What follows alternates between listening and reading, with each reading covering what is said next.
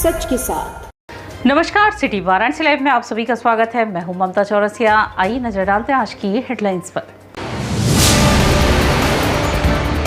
हिंदी पत्रकारिता दिवस पर काशी पत्रकार संघ में संगोष्ठी आयोजित। डिजिटल युग में हिंदी पत्रकारिता की चुनौतियां व संभावनाएं विषय पर हुई चर्चा। विद्यापीठ में हिंदी पत्रकारिता के 200 वर्ष पूर्ण होने के उपलक्ष्य में राष्ट्रीय संगोष्ठी का आयोजन। दालमंडी में सड़क चौड़ीकरण के लिए ध्वस्तीकरण कार्यवाही फिर से शुरू। चिन्हित किए गए 18 भवनों पर चले हथौड़े। और बूथ सशक्तिकरण अभियान के तहत बूथ अध्यक्षों का महानगर अध्यक्ष द्वारा उनके घर पर किया गया सम्मान। और अब खबरें विस्तार से। दालमंडी में सड़क चौड़ीकरण के लिए ध्वस्तीकरण कार्यवाही शुरू हो चुकी है। चिन्हित किए गए 18 भवनों के ध्वस्तीकरण की शुरुआत हो चुकी है। दालमंडी में सड़क चौड़ीकरण के लिए ध्वस्तीकरण की कार्यवाही जारी है। इस समय चिन्हित किए गए 18 भवनों के ध्वस्तीकरण की कार्यवाही की जा रही है। लोक निर्माण विभाग की अगुवाई में कार्यवाही की जा रही है। कार्यवाही के दौरान सुरक्षा के कड़े इंतजाम किए गए हैं। प्रशासनिक अधिकारियों के अनुसार ध्वस्तीकरण के लिए चिन्हित 18 भवनों में 15 नए निर्माण और 3 पुराने भवन शामिल हैं। इन भवनों को निर्धारित प्रक्रिया के तहत हटाने का कार्य लगातार जारी है। अभियान की निगरानी वरिष्ठ प्रशासनिक और पुलिस अधिकारी स्वयं कर रहे हैं ताकि किसी प्रकार की अव्यवस्था उत्पन्न न हो। कार्यवाही को शांतिपूर्ण ढंग से संपन्न कराने के लिए मौके पर बड़ी संख्या में पुलिस बल तैनात किए गए हैं। क्षेत्र में पीएससी, पैरामिलिट्री फोर्स तथा विभिन्न थानों की पुलिस को लगाया गया है। सुरक्षा व्यवस्था को और मजबूत बनाने के लिए ड्रोन कैमरों के माध्यम से पूरे इलाके की निगरानी की जा रही है। प्रशासन ने एहतियात के तौर पर प्रभावित क्षेत्र में बैरिकेडिंग भी की है, जिससे लोगों की आवाजाही नियंत्रित रहे और अभियान में किसी प्रकार की बाधा न आए। साथ ही लाउड स्पीकर के माध्यम से लगातार आवश्यक सूचनाएं और निर्देश प्रसारित किए जा रहे हैं। पुलिस अधिकारियों का कहना है कि अब तक अभियान के दौरान किसी प्रकार का विरोध या तनाव की स्थिति सामने नहीं आई है। स्थानीय लोगों का सहयोग मिलने से ध्वस्तीकरण की कार्यवाही सुचारू रूप से आगे बढ़ रही है। प्रशासन ने स्पष्ट किया है कि कानून के दायरे में रहते हुए अभियान को पूरी पारदर्शिता और शांति के साथ पूरा किया जाएगा। हिंदी पत्रकारिता दिवस पर काशी पत्रकार संघ में संगोष्ठी का आयोजन हुआ। पत्रकारिता केवल सूचना देने के माध्यम नहीं बल्कि समाज को दिशा देने वाली चेतना है। वर्तमान समय में डिजिटल क्रांति का युग है। इंटरनेट, सोशल मीडिया और विभिन्न डिजिटल प्लेटफॉर्म ने संचार और पत्रकारिता के स्वरूप को पूरी तरह बदल दिया है।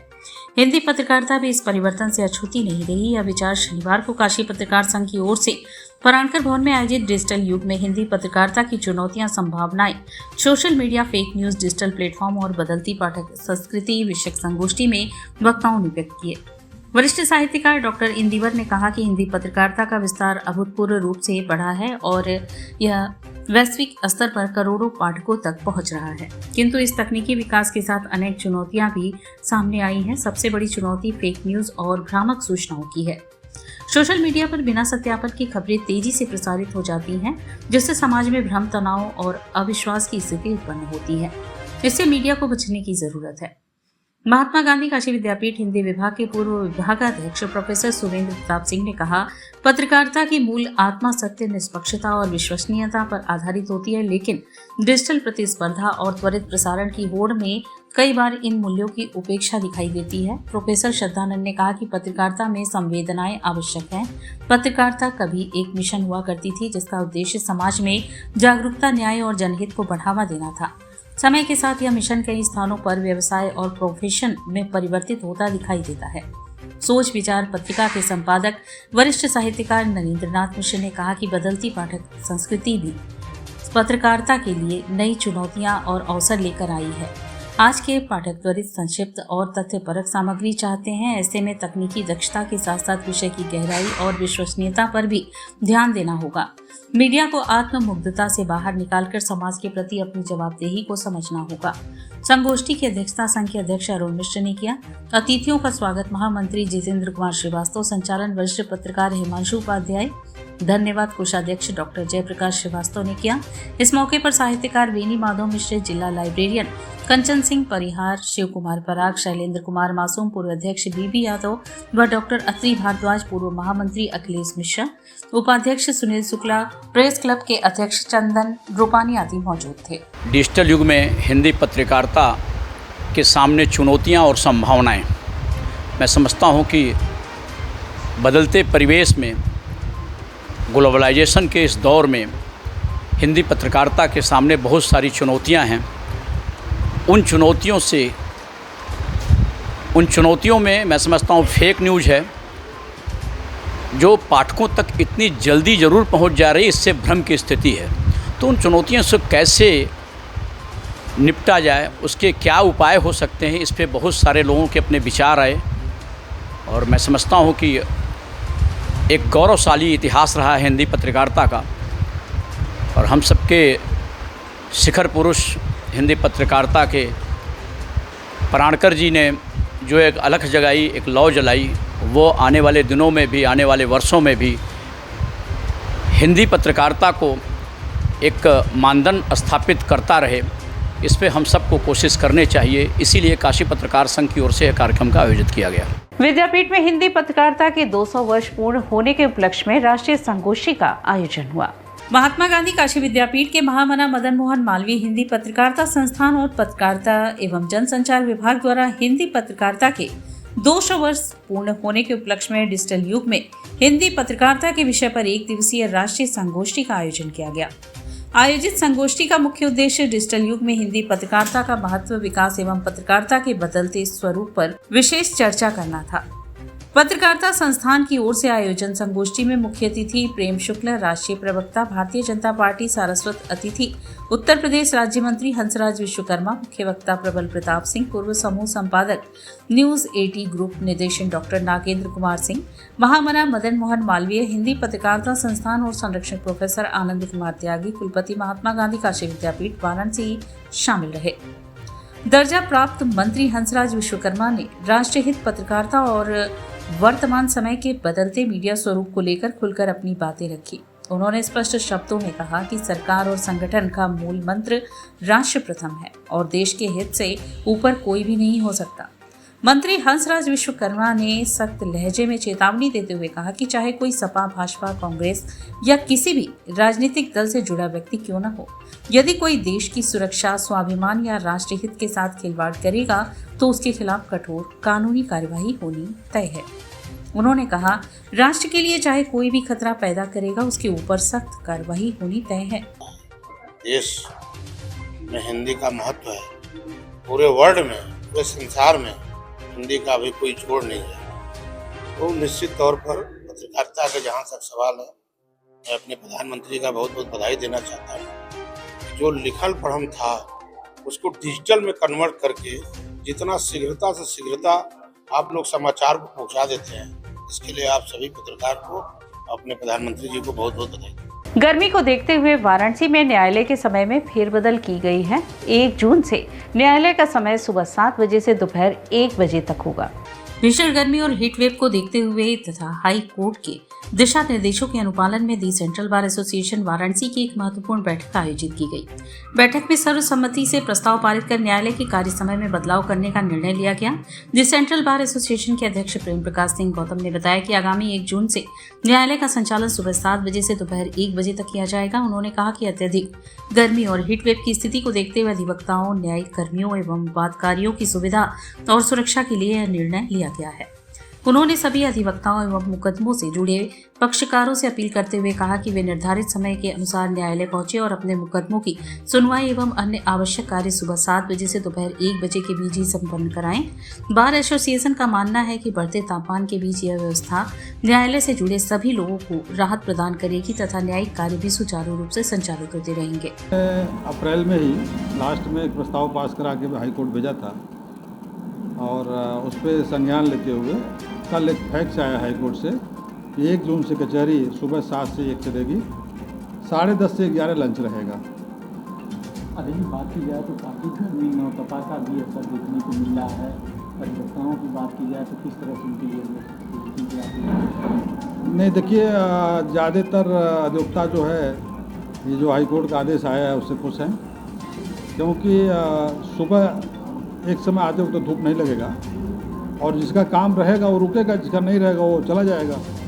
तो इससे काफ़ी लोगों को राहत है और सबसे ज़्यादा उत्साह नए युवा देवताओं में है जो 10 साल 12 साल से कचहरी पे प्रवेश किए हैं उनके लिए एक नया अनुभव होगा मॉर्निंग कोर्ट का। और यहाँ वक्त चला है एक छोटे से ब्रेक का, मिलते हैं ब्रेक के बाद। वाराणसी लाइव, सच के साथ।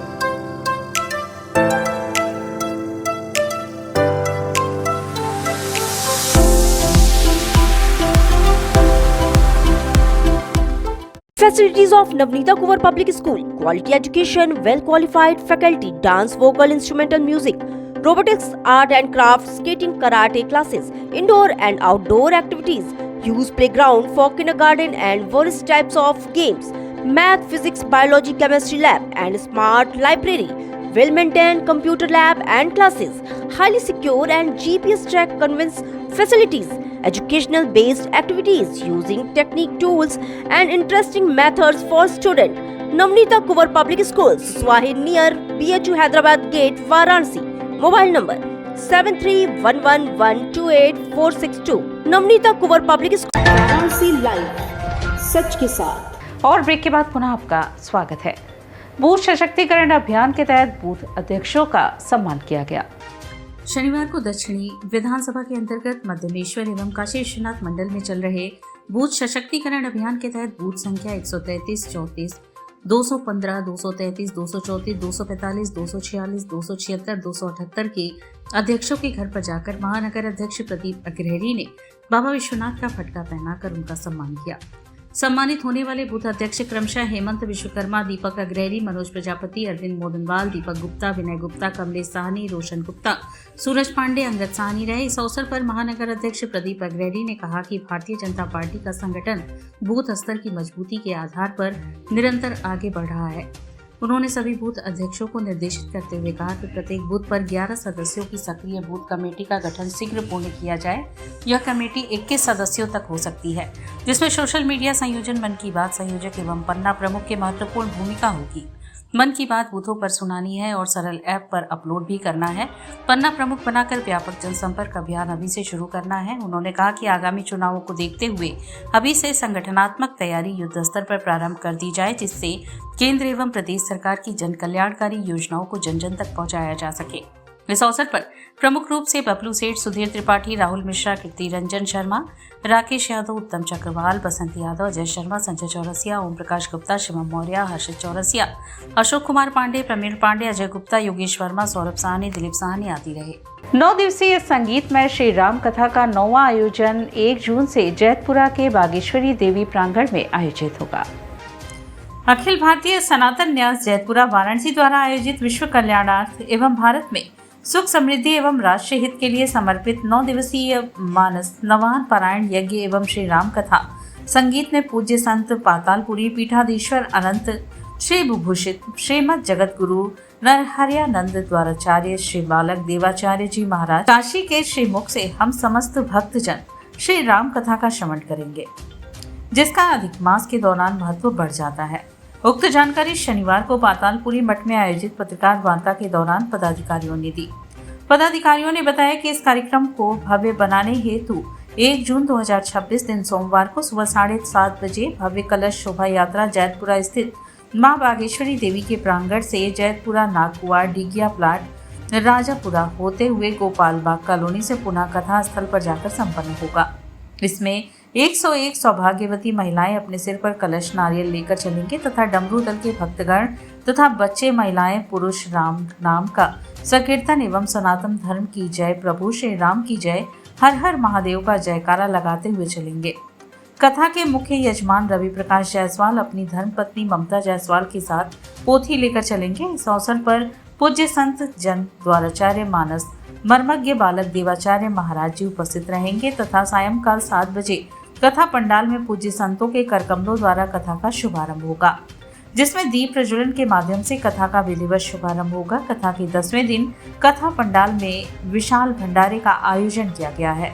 पत्रकार वार्ता के दौरान मुख्य रूप से डॉक्टर अजय जायसवाल, राजेश सेठ, रविशंकर सिंह, रवि प्रकाश जायसवाल, गिरीश चंद वर्मा, किशोर सेठ, वतन कुशवाहा, सुजीत जायसवाल ने काशी की समस्त धर्म प्राण जनता से अपील की है कि उक्त कार्यक्रम में आप सभी भक्तगण सपरिवार शामिल होकर पुण्य के भागी बने। आगामी 1 जून से प्रतिवर्ष की भांति ये हमारी 9वीं कथा है। श्री राम कथा का आयोजन माँ बागेश्वरी देवी के प्रांगण में होना निश्चित हुआ है और प्रथम दिन 1 जून को ही मंगल कलश शोभा यात्रा, जिसमें 51 कलश के साथ महिलाएं और संत और विशिष्ट जन मंगल कलश यात्रा में रहेंगे और करीब 300 के आसपास ये कलश यात्रा में लोग सहभाग लेते हैं और ये कलश यात्रा जैतपुरा थाना होते हुए नागकुआं मंदिर, डिगिया, औसानगंज, राजापुरा, गोपाल बाग होते हुए पुनः माँ बागेश्वरी देवी के प्रांगण में समाप्त होगी।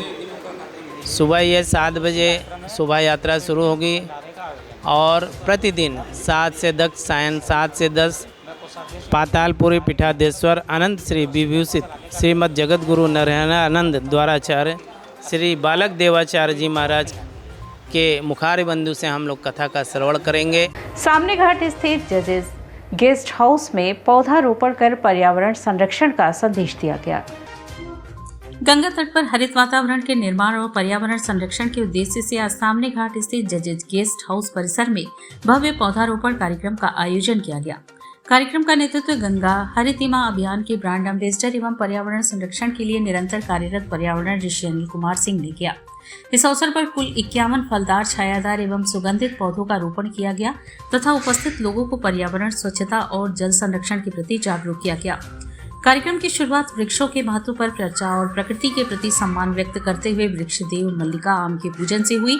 इसके पश्चात विभिन्न प्रकार के पौधों का रोपण किया गया। लगाए गए पौधों में अमरूद, आंवला, अनार, चीकू, गंधराज, स्वर्ण चंपा, एक्सजोरा, चांदनी, मौलिशी, बेला सहित कई उपयोगी और पर्यावरण के लिए लाभकारी पौधे शामिल रहे।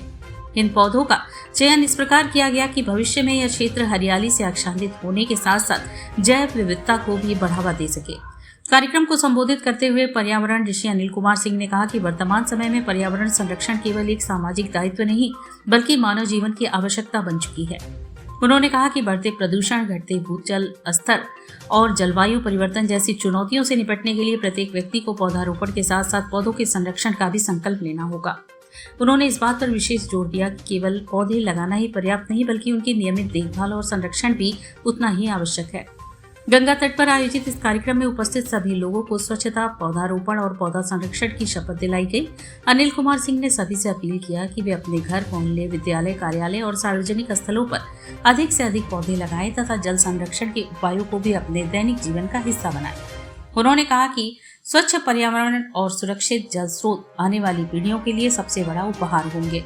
कार्यक्रम में जजेस गेस्ट हाउस के इंचार्ज दिनेश जी, राष्ट्रीय स्वयंसेवक संघ के वरिष्ठ सदस्य मनोज कुमार भगवान राय, संत प्रकाशानंद जी, समाज सेवी कांत पांडे जी, विजय केजरीवाल सहित गेस्ट हाउस के सभी गार्ड, माली और कर्मचारी उपस्थित रहे। सभी ने उत्साहपूर्वक पौधारोपण में भाग लिया और अपने अपने माता पिता तथा मातृशक्ति के सम्मान में पौधे लगाकर प्रकृति के प्रति अपनी श्रद्धा व्यक्त की। कार्यक्रम की एक विशेष पहल यह रही कि प्रतिभागियों ने एक पौधा मां के नाम अभियान के अंतर्गत पौधे लगाए। इस पहल में लोगों में भावनात्मक जुड़ाव पैदा किया और पर्यावरण संरक्षण को पारिवारिक एवं सामाजिक संस्कारों से जोड़ने का संदेश दिया। उपस्थित लोगों ने संकल्प लिया कि वे लगाए गए पौधों को नियमित देखभाल करेंगे और उन्हें वृक्ष बनने तक संरक्षित रखेंगे।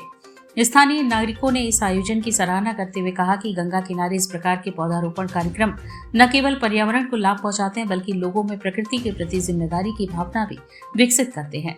कार्यक्रम के अंत में सभी ने मिलकर स्वच्छता बनाए रखने और हरित वातावरण के निर्माण में सक्रिय भूमिका निभाने का संकल्प दोहराया। इस अवसर पर उपस्थित सभी लोगों ने एक स्वर में कहा कि स्वच्छ काशी, सुंदर काशी और हरित काशी का सपना तभी साकार होगा जब प्रत्येक नागरिक पर्यावरण संरक्षण को अपना व्यक्तिगत दायित्व समझते और अधिक से अधिक पौधारोपण के साथ उनके संरक्षण के लिए भी आगे आए। यह आयोजन इसी दिशा में एक महत्वपूर्ण और प्रेरणादायक कदम साबित हुआ। गेस्ट हाउस के आसपास नदी किनारे भी पौधरोपण करा दीजिए। तो कल शाम को मैंने अपने टीम के साथ जा करके वहाँ मात्र 51 पौधे लगाया और वहीं गंगा जी किनारे संकल्प लिया, सबको संकल्प दिलाया भी कि इस वर्ष हम स्वच्छता अभियान भी जबरदस्त चलाएंगे गंगा किनारे, पार्कों में और जगहों पे, और 2 लाख पौधे इस वर्ष भी हम काशी में लगवाएंगे, जिसके लिए हमारे गड्ढे खुद रहे तैयार हो रहे हैं। और 5 जून को पुनः जजेस गेस्ट हाउस में जो पौधे अभी कम पड़े हैं उनको हम लगवाएंगे। गड्ढे खोदान हमारी चालू है, उसके सामने फील्ड में लगवाएंगे। काशी हिंदू विश्वविद्यालय में माननीय कुलपति महोदय के समक्ष लगवाएंगे। उन्होंने हमें 1 लाख पौधे लगाने के लिए जगह दिया, आश्वासन दिया है। तो इस तरह से कार्यक्रम हमारा पूरे वर्ष भर चलता रहेगा। घाट संध्या कार्यक्रम में जमशेदपुर से पधारे तरित सरकार ने कथक नृत्य की प्रस्तुति दी। वहीं दिल्ली से पधारी अंकिता दत्ता ने भी कथक नृत्य की प्रस्तुति दी। जिला प्रशासन की अभिनव पहल पर शुक्रवार को सुबह बनारस के अंतर्गत घाट संध्या कार्यक्रम के प्रथम चरण में जमशेदपुर से पधारे युवा कलाकार तरित सरकार ने लखनऊ घराने में कथक नृत्य का शुभारंभ शिव वंदना, तत्पश्चात शुद्ध नृत्य, 3 ताल एवं समापन ध्रुपद बादल गरजे नवघोर से किया। तृतीय चरण में दिल्ली से पधारी युवा कलाकार अंकिता दत्ता कार्यक्रम का शुभारंभ शिव स्तुति, धमार एवं समापन ठुमरी से किया। कलाकारों को प्रमाण पत्र गुरु पूर्णिमा राय ने प्रदान किया। कलाकारों ने पद, लय, ताल, अंग संचालन एवं घुंघरुओं की झंकार के माध्यम से दर्शकों के हृदय को मंत्रमुग्ध किया। कार्यक्रम का संयोजन सुबह बनारस के सचिव एवं संस्थापक डॉक्टर रत्नेश वर्मा ने किया। कार्यक्रम का सफल संचालन सीमा केसरी ने किया। इस अवसर पर अमृत मिश्रा, विशाल सिंह सहित भारी संख्या में दर्शकों की उपस्थिति रही।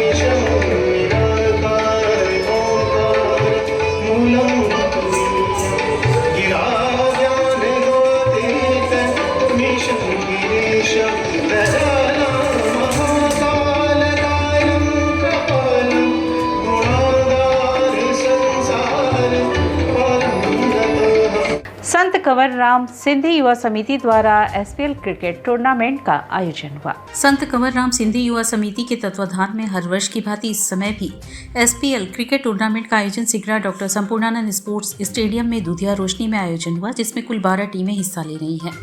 इसका भव्य शुभारंभ में मुख्य अतिथि के रूप में आनंदपुर दरबार के महंत परम गोपाल आनंद जी रहे।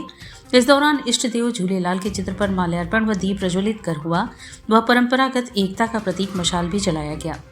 आए हुए अतिथियों का स्वागत संस्था के अध्यक्ष संजय टहलानी, सचिव रतन राजवानी ने किया, तो वहीं टूर्नामेंट का संचालन चेयरमैन मनोज लखमानी, दिलीप आहूजा, जय लालवानी ने किया। इसमें विशेष सहयोग दीपक वासवानी, चंदन रूपानी, सुनील वादिया, मनोज मुरझानी, हिमांशु, सुमित धमेजा, कमल हरचानी, पवन सदीजा, दिलीप इसरानी ने किया। सिंधी प्रीमियम लीग जो अपने सिंधी युवाओं को प्रोत्साहन करने के लिए कराते हैं ये हम लोग का आज विगत कई वर्षों से चलता आ रहा है और आज 2 साल से हम लोग का लगातार स्टेडियम में चलता आ रहा है। ये हम लोग 3 दिवसीय मैच करवा रहे हैं, जिसमें 15 मैचें खेल रही हैं। इसमें बाहर की मैचें भी हैं और नेशनल इंटरनेशनल दोनों मैचें हैं। नेपाल की टीम भी आई हुई है इस मैच में। ये 12 टीमों को लेकर एक 3 दिवसीय टूर्नामेंट किया जा रहा है, जिसमें ग्रुप वाइज टीमों को डिवाइड किया गया 4 ग्रुपों में। हर ग्रुप में लीग मैचेस चलेगी, जो टॉप टीम रहेगी वो सेमीफाइनल में एंट्री करेगी, उसके बाद 2 सेमीफाइनल और 1 फाइनल मैच खेला जाएगा। और इसी के साथ सिटी वाराणसी लाइव का यह प्रसारण यही समाप्त होता है। ममता चौरसिया को दे इजाजत। नमस्कार।